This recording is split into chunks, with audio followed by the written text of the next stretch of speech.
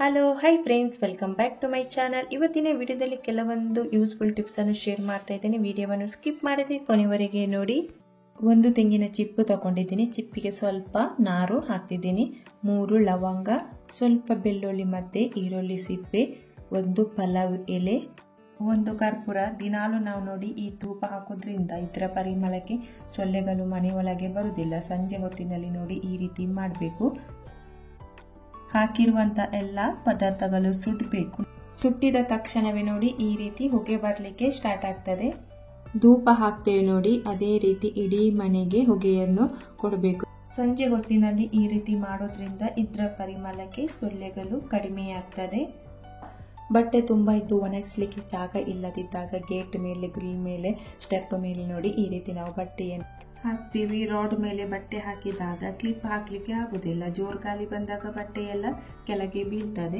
ಈ ತರ ಬಟ್ಟೆ ಒಣಗಿಸಿದಾಗ ಕ್ಲಿಪ್ ಹಾಕ್ಲಿಕ್ಕೆ ಆಗೋದಿಲ್ಲ.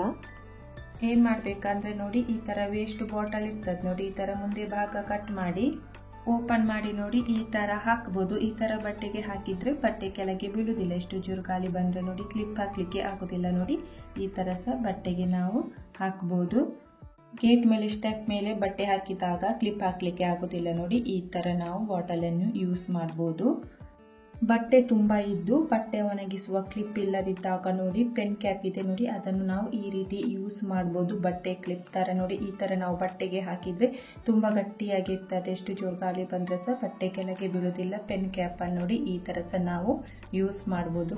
ನೆಕ್ಸ್ಟ್ ಟಿಪ್, ಹೂವನ್ನು ತಕೊಂಡು ಬಂದ ತಕ್ಷಣವೇ ನಾವು ಹಾಗೇನೆ ಫ್ರಿಡ್ಜ್ ನಲ್ಲಿ ಇಡಬಾರ್ದು. ಹೂವಿನಲ್ಲಿ ನೀರಿನ ಅಂಶ ಇರ್ತದೆ. ಹೂವನ್ನು ಪೇಪರ್ ಮೇಲೆ ಇಟ್ಟು ಅದರ ನೀರಿನ ಅಂಶ ಎಲ್ಲ ಹೋದ ನಂತರ ಪ್ಲಾಸ್ಟಿಕ್ ಕವರ್ ನಲ್ಲಿ ಸ್ಟೋರ್ ಮಾಡಿರೋದಾದ್ರೆ ಫಸ್ಟಿಗೆ ನೋಡಿ ನ್ಯೂಸ್ ಪೇಪರ್ ಅಥವಾ ಟಿಶ್ಯೂ ಪೇಪರ್ ಅಥವಾ ಯಾವುದಾದ್ರೂ ಪೇಪರ್ ಅನ್ನು ಫಸ್ಟಿಗೆ ಹಾಕಿ ನಂತರ ಅದರ ಮೇಲೆ ನೋಡಿ ಈ ರೀತಿ ಹೂವನ್ನು ಇಡಬೇಕು. ನಂತರ ಪೇಪರ್ ನೋಡಿ ಈ ರೀತಿ ಉಂಡೆ ಉಂಡೆ ಮಾಡಿ ಇಡಬೇಕು. ಈ ರೀತಿ ಇಡುವುದರಿಂದ ತೇವಾಂಶ ಎಲ್ಲ ಇದ್ರೆ ಪೇಪರ್ ಹೀರಿಕೊಳ್ತದೆ.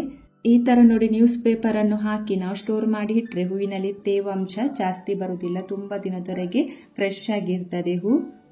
ಹಬ್ಬ ಇರುವಾಗ ನೋಡಿ ಈ ತರ ನಾವು ಹೂವಿನ ಹಾರವನ್ನು ರೆಡಿ ಮಾಡ್ತೇವೆ. ರೆಡಿ ಮಾಡಿ ಹಾಗೇನೆ ಇಟ್ರೆ ಅದು ಬಾಡಿ ಹೋಗ್ತದೆ ನೋಡಿ. ಒಂದು ಕಾಟನ್ ಬಟ್ಟೆಯನ್ನು ಒದ್ದೆ ಮಾಡಿ ಅದರ ಮೇಲೆ ನೋಡಿ ಈ ತರ ನಾವು ಹೂವನ್ನು ಇಡಬೇಕು. ಈ ತರ ಇಟ್ರೆ ಫ್ರೆಶ್ ಆಗಿ ಇರ್ತದೆ. ನೆಕ್ಸ್ಟ್ ಟಿಪ್, ಟೀ ಶರ್ಟ್ ಅನ್ನು ನೋಡಿ ಈ ತರ ಫೋಲ್ಡ್ ಮಾಡಿಡೋದ್ರಿಂದ ಕಡಿಮೆ ಜಾಗದಲ್ಲಿ ಹೆಚ್ಚು ಬಟ್ಟೆಯನ್ನು ಆರ್ಗನೈಸ್ ಮಾಡಬಹುದು. ಫಸ್ಟಿಗೆ ಸ್ಲೀವ್ಸ್ ಇದೆ ನೋಡಿ ಈ ತರ ಫೋಲ್ಡ್ ಮಾಡಿ ನಂತರ ಲೆಫ್ಟ್ ಸೈಡ್ ಬಟ್ಟೆಯನ್ನು ಅರ್ಧದಷ್ಟು ಫೋಲ್ಡ್ ಮಾಡಿ ನಂತರ ರೈಟ್ ಸೈಡ್ ಬಟ್ಟೆಯನ್ನು ಈ ತರ ಫೋಲ್ಡ್ ಮಾಡಬೇಕು. ನಂತರ ನೋಡಿ ಟೀ ಶರ್ಟ್ ಕೆಳಗೆ ಈ ತರ ಫೋಲ್ಡ್ ಮಾಡಿ ಟೀ ಶರ್ಟ್ ಮೇಲಿಂದ ನೋಡಿ ಈ ತರ ರೋಲ್ ಮಾಡ್ತಾ ಬರಬೇಕು. ನೋಡಿ ಈ ತರ ಫುಲ್ ರೋಲ್ ಮಾಡಿ ಆದ ನಂತರ ನೋಡಿ ಇಲ್ಲಿ ಪಾಕೆಟ್ ತರ ಇದೆ ನೋಡಿ, ಅಲ್ಲಿ ಈ ತರ ಸೇರಿಸಿಡ್ಬೇಕು. ನೋಡಿ ತುಂಬಾ ಚೆನ್ನಾಗಿ ಕಾಣ್ತಿದೆ. ಈ ರೀತಿ ಮಡಚಿದ್ರೆ ಕಡಿಮೆ ಜಾಗದಲ್ಲಿ ತುಂಬಾ ಬಟ್ಟೆಯನ್ನು ಇಡಬಹುದು. ಈ ತರ ಮಡಚಿದ್ರಿಂದ ಟ್ರಾವೆಲ್ ಮಾಡುವಾಗ ಚಿಕ್ಕ ಬ್ಯಾಗಿನಲ್ಲಿ ಹೆಚ್ಚು ಬಟ್ಟೆಯನ್ನು ಇಡಬಹುದು. ವಾರ್ಡ್ರೋಬ್ ಅಲ್ಲಿ ಸಹ ನೋಡಿ ಈ ತರ ಫೋಲ್ಡ್ ಮಾಡಿ ಇಡೋದ್ರಿಂದ ಕಡಿಮೆ ಜಾಗದಲ್ಲಿ ಹೆಚ್ಚು ಬಟ್ಟೆಯನ್ನು ಇಡಬಹುದು. ನೋಡ್ಲಿಕ್ಕೆ ಸಹ ತುಂಬಾ ಚಂದ ಕಾಣ್ತದೆ ನೋಡಿ. ಕೆಳಗೆ ಬಿದ್ದರೆ ಸಹ ಬಟ್ಟೆ ಓಪನ್ ಆಗೋದಿಲ್ಲ. ನೆಕ್ಸ್ಟ್ ಟಿಪ್, ಸಾರಿಗೆ ನಾವು ಸೇಫ್ಟಿ ಪಿನ್ ಅನ್ನು ಹಾಕ್ತೇವೆ. ಪಿನ್ ಅನ್ನು ನಾವು ಹಾಗೇನೆ ಡಬ್ಬದಲ್ಲಿ ಹಾಕಿ ಇಟ್ಟಿರ್ತೀವಿ, ಅದು ರಸ್ಟ್ ಹಿಡಿದಿರ್ತದೆ. ನಾವು ಅದನ್ನು ಸಾರಿಗೆ ಹಾಕಿದ್ರೆ ನೋಡಿ ಈ ತರ ಪಿನ್ ಮಾಡ್ತೇವಲ್ಲ ಅಲ್ಲಿ ಫುಲ್ ಕಲೆ ಆಗಿರ್ತದೆ. ಅದಕ್ಕೆ ಈ ತರ ಸೇಫ್ಟಿ ಪಿನ್ನಿಗೆ ಫಸ್ಟಿಗೆ ನೋಡಿ ನೈಲ್ ಪಾಲಿಶ್ ಅನ್ನು ಹಚ್ಚಬೇಕು. ಒಣಗಿದ ನಂತರ ನಾವು ಸೇಫ್ಟಿ ಪಿನ್ ಅನ್ನು ಹಾಕಿದ್ರೆ ಅದು ರಸ್ಟ್ ಹಿಡಿದಿದ್ರೆ ಸಾರಿಗೆಲ್ಲ ಕಲೆ ಆಗುದಿಲ್ಲ. ಸಾರಿ ಕಲರ್ ನೈಲ್ ಪಾಲಿಶ್ ಇದ್ರೆ ಪಿನ್ನಿಗೆ ನೋಡಿ ಈ ತರ ನೈಲ್ ಪಾಲಿಶ್ ಹಾಕಿ ಸಾರಿಗೆ ಹಾಕಿದ್ರೆ ತುಂಬಾ ಚಂದ ಕಾಣ್ತದೆ. ಪಿನ್ನಿಗೆ ನೈಲ್ ಪಾಲಿಶ್ ಹಾಕಿ ಸಾರಿಗೆ ಹಾಕೋದ್ರಿಂದ ಪಿನ್ನಿಗೆ ಸೀರೆ ಸಿಕ್ಕಾಕಿಕೊಳ್ಳುವುದಿಲ್ಲ.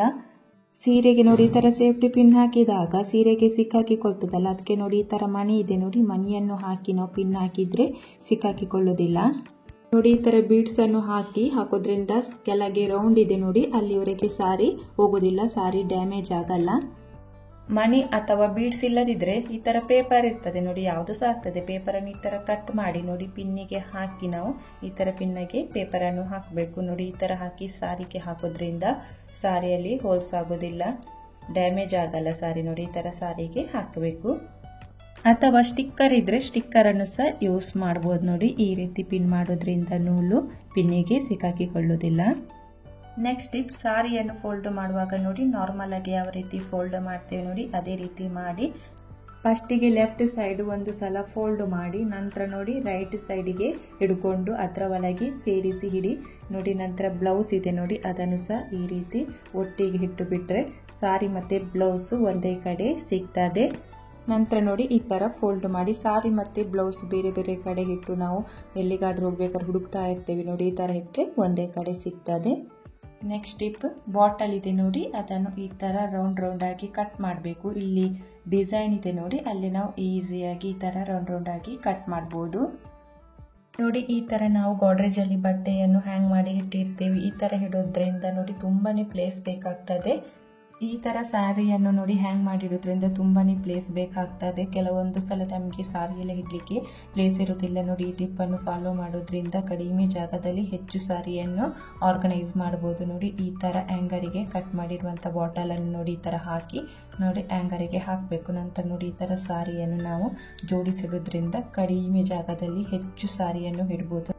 ಗೋಡ್ರೇಜಲ್ಲಿ ಕತ್ತಲಿರೋದ್ರಿಂದ ಸರಿ ಕಾಣೋದಿಲ್ಲ, ಹಾಗೆ ನಾನಿಲ್ಲಿ ನಿಮಗೆ ಹೊರಗೆ ಆರ್ಗನೈಸ್ ಮಾಡಿ ತೋರಿಸ್ತಿದ್ದೇನೆ. ನಿಮ್ಮ ವಾರ್ಡ್ರೋಬ್ ಎಷ್ಟು ಹೈಟ್ ಇದೆ ನೋಡಿ ಅಷ್ಟು ಸಾರಿಯನ್ನು ಈ ಥರ ಒಂದು ಸಲ ನೋಡಿ 4 ಸಾರಿಯನ್ನು ಈ ಥರ ಹ್ಯಾಂಗ್ ಮಾಡಿ ಇಡ್ಬೋದು. ನೋಡಲಿಕ್ಕೆ ಸಹ ನೋಡಿ ತುಂಬ ಚಂದ ಕಾಣ್ತದೆ ನೋಡಿ. ಈ ಥರ ಸಾರಿಯನ್ನು ಇಡೋದ್ರಿಂದ ಕಡಿಮೆ ಪ್ಲೇಸಿನಲ್ಲಿ ಹೆಚ್ಚು ಸಾರಿಯನ್ನು ಇಡ್ಬೋದು ನೋಡಿ. ವೇಸ್ಟ್ ಅಂತ ಬಿಸಾಡುವ ಬಾಟಲನ್ನು ನೋಡಿ ಈ ಥರ ಸಹ ಯೂಸ್ ಮಾಡ್ಬೋದು.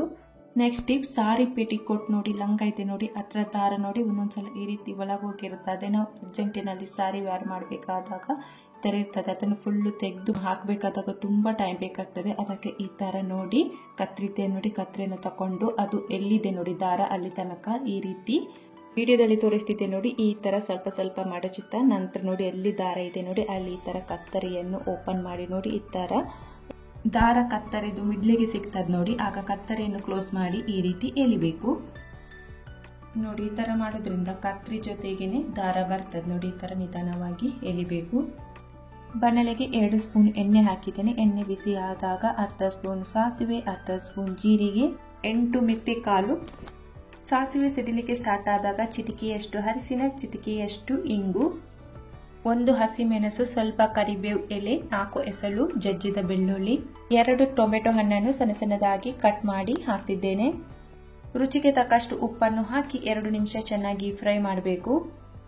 ನಂತರ ಸ್ವಲ್ಪ ನೀರನ್ನು ಸೇರಿಸಿ ಮುಚ್ಚಳವನ್ನು ಮುಚ್ಚಿ ಬೇಯಲಿಕ್ಕೆ ಇಡಬೇಕು. ಟೊಮೆಟೊ ಹಣ್ಣು ಚೆನ್ನಾಗಿ ಬೆಂದಿದೆ. ಬೆಂದ ನಂತರ ಇದಕ್ಕೆ ಹುಣಸೆ ಹಣ್ಣಿನ ರಸ, 1 ಚಿಕ್ಕ ತುಂಡು ಬೆಲ್ಲ ಮತ್ತು ಎಷ್ಟು ನೀರು ಬೇಕು ನೋಡಿ ಅಷ್ಟು ನೀರನ್ನು ಹಾಕಿ ಚೆನ್ನಾಗಿ ಇದನ್ನು ಕುದಿಸಬೇಕು. 1 ನಿಮಿಷದಲ್ಲಿ ಕುದಿಲಿಕ್ಕೆ ಸ್ಟಾರ್ಟ್ ಆಗ್ತದೆ ನೋಡಿ. ಈ ತರ ಸೌಂಡ್ ಇದೆ ನೋಡಿ. ಇದನ್ನು ನಾವು ಈ ತರ ಪ್ಲೇಟ್ ಮೇಲೆ ಇಟ್ಟರೆ ಗ್ಯಾಸ್ ಸ್ಟವ್ ಕ್ಲೀನ್ ಆಗಿರ್ತದೆ. ನಂತರ ಈಗ ಇದಕ್ಕೆ 1 ಸ್ಪೂನ್ ನಾನು ಸಾರಿನ ಪೌಡರ್ ಹಾಕ್ತಾ ಇದ್ದೇನೆ ನೋಡಿ. ಸಲ ಚೆನ್ನಾಗಿ ಮಿಕ್ಸ್ ಮಾಡಿ ಉಪ್ಪೆಲ್ಲ ಸರಿ ಇದೆ ಅಂತ ನೋಡಿ. ಉಪ್ಪು ಕಮ್ಮಿ ಇದ್ರೆ ಈಗ ಸೇರಿಸಿ. ನಂತರ ಈಗ ಇದಕ್ಕೆ ನಾನು ಲಾಸ್ಟ್ ನಲ್ಲಿ ಸ್ಟವ್ ಅನ್ನು ಸ್ಲೋ ಇಟ್ಟು ಕೊತ್ತಂಬರಿ ಸೊಪ್ಪನ್ನು ಹಾಕ್ತಿದ್ದೇನೆ. ಮನೆಗೆ ಯಾರಾದ್ರೂ ಸಡನ್ ಆಗಿ ಬಂದಾಗ ಟೈಮ್ ಇಲ್ಲದಿದ್ದಾಗ ನೋಡಿ ಈ ತರ 5 ನಿಮಿಷದಲ್ಲಿ ರಸಮನ್ನು ರೆಡಿ ಮಾಡಬಹುದು. ವಿಡಿಯೋ ಇಷ್ಟ ಆದರೆ ಲೈಕ್ ಮಾಡಿ, ಚಾನಲ್ ಅನ್ನು ಸಬ್ಸ್ಕ್ರೈಬ್ ಮಾಡದೆ ನೋಡ್ತಿದ್ರೆ ಸಬ್ಸ್ಕ್ರೈಬ್ ಮಾಡಿ. Thank you for watching.